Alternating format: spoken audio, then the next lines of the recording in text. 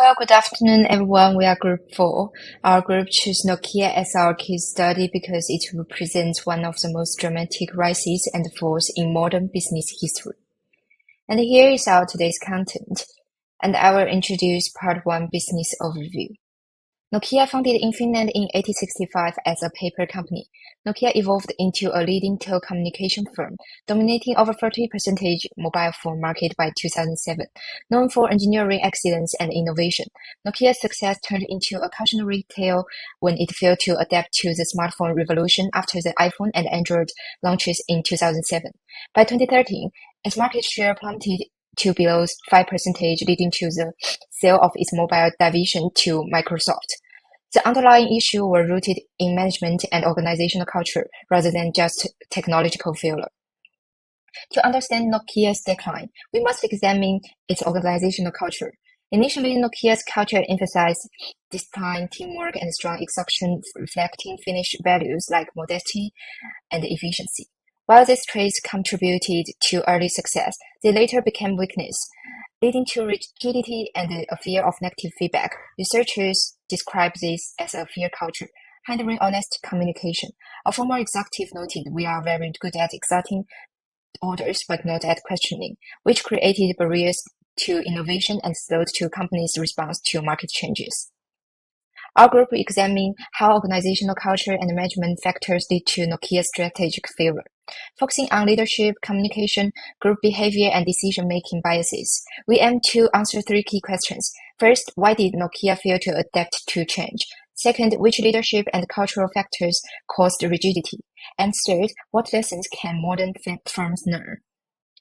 Our presentation is structured into 4 parts: identifying problems, analyzing causes, examining consequences, and discussing managerial implications. Next, we will explore what went wrong within Nokia. Thank you. Building on that context, my part will further illustrate it. While technological backwardness and competition play a role, there were symptoms of a deeper disease. The root cause was a failure in Nokia's internal practice, and we can distribute this failure into 3 fundamental problems. The first one is a toxic culture that lacked any psychological safety. As the research confirmed, the company was immersed in a climate of fear, combined with a high power distance. This means employees were afraid to give feedback and simply unquestioningly accept decisions from above, hindering innovation and engagement. Second, rigid leadership. Managers were reluctant to change. Their style was purely telling, defining roles and giving orders without considering their team's capability or willingness.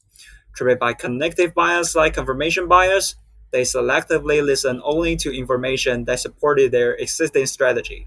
This means a crucial warning about the smartphone threat.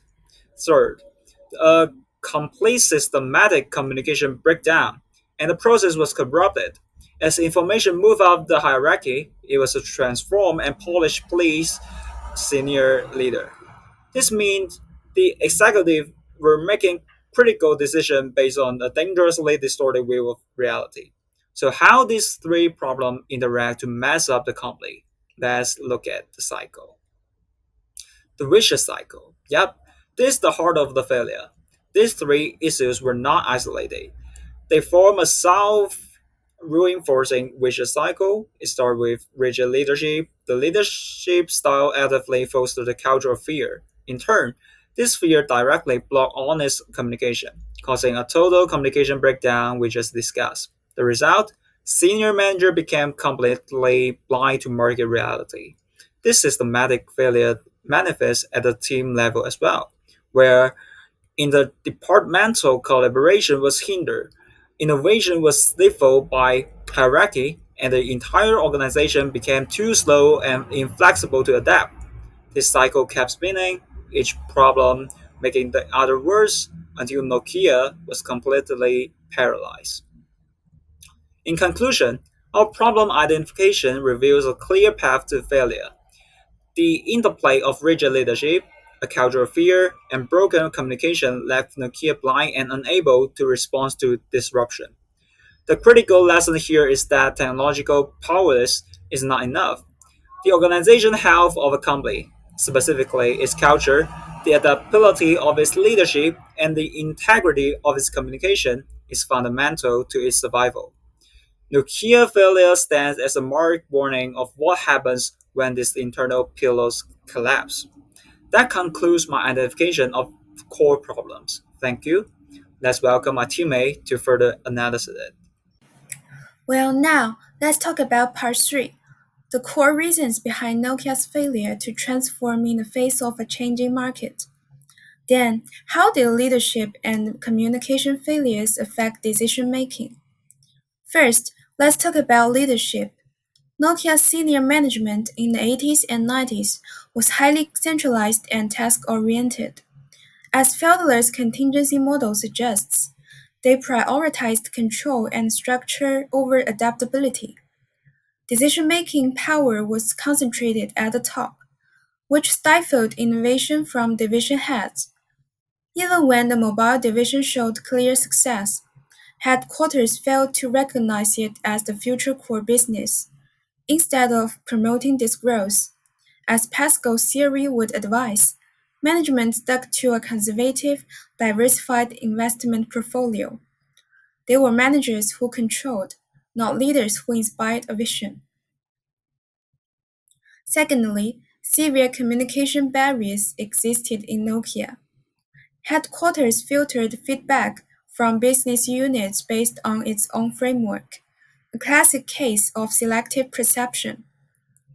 According to the leader-member exchange theory, the successful mobile division was initially treated like an outgroup. This led to low trust and poor communication quality. Positive reports from the mobile team were marginalized and never accurately reached the top decision makers, creating a critical information gap. Finally, these issues were compounded by deep-rooted cognitive biases. Management suffered from bounded rationality, relying on simplified models like the BCG matrix to evaluate complex new technologies like mobile phones. This led to confirmation bias. Despite the mobile division's profitability, headquarters favored its long-held belief in a diversified portfolio. They only saw data that confirmed their existing strategy, dismissing the strong signals for change. In conclusion, Nokia's downfall wasn't just about missing a technological shift. It was a perfect storm of rigid leadership that resisted change, broken communication that filtered out good news, and cognitive biases that blinded management to reality.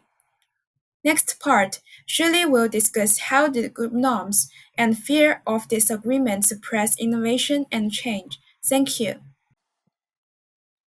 Thanks, Parsley. This is Shirley. Now I will continue the innovation inhibition. I will elaborate it from three aspects. First, imbalance in resource allocation and management misjudgments. Nokia's top leaders were under so much pressure to deliver short-term results, so they put too many resources in short-term effective product development and even sacrificed the investment in core capabilities like the long-term operating system ecosystem and software platform.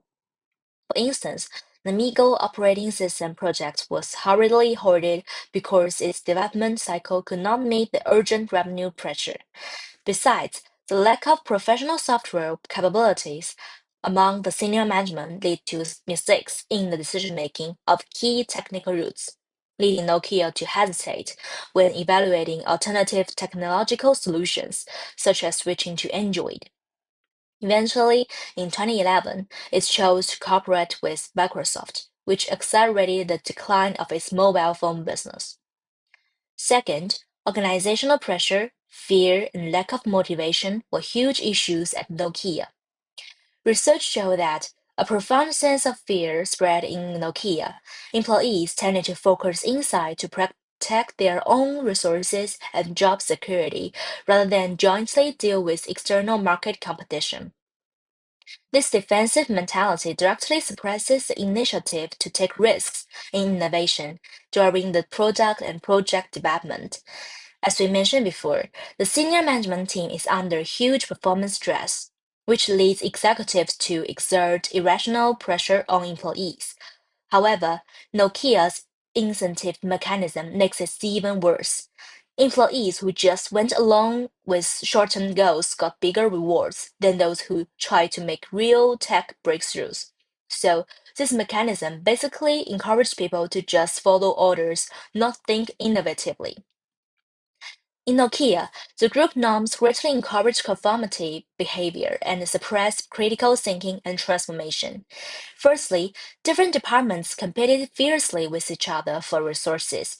This creates a silent atmosphere in which employees, especially middle managers, are reluctant to challenge mainstream strategies or report bad news for fear of harming departmental interests and their personal careers.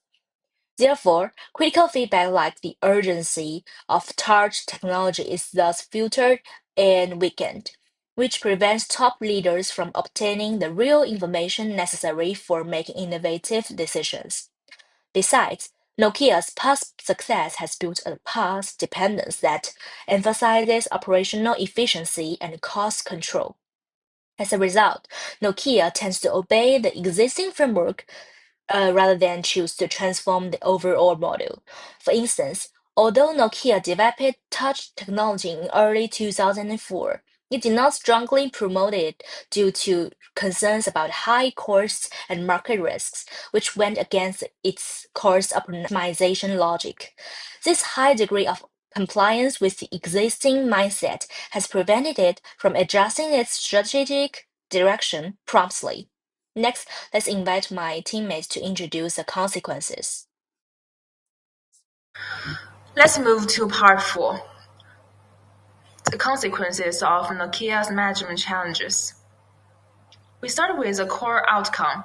Nokia fell into management trouble, which set off a chain of impacts. Now, the consequences break into 3 phases. For short-term consequences, right away, Nokia faced slow innovation, delayed product responses to market changes, and poor cross-team collaboration. These internal frictions weakened its ability to keep up. For the midterm consequences, the cracks deepened. Market share dropped sharply, key talent left for competitors, and employee morale plummeted, making recovery even harder. And the long-term consequences. Nokia's brand value shrank dramatically, and it was overtaken by rivals like Apple, with the iPhone and Android-based manufacturers. A once dominant player lost its leadership in the mobile industry. And now let's move on to part 5, managerial implications. First, Nokia should cultivate transformative leaders and enhance the alertness and orientation of leaders in a changing environment. Leaders are not only the commanders, but also the promoters of change. They should avoid blind self-confidence when making decisions, and reflect on strategies regularly. And they should encourage employees to communicate upward and promote an inclusive management style. Second, Nokia should reshape organization culture.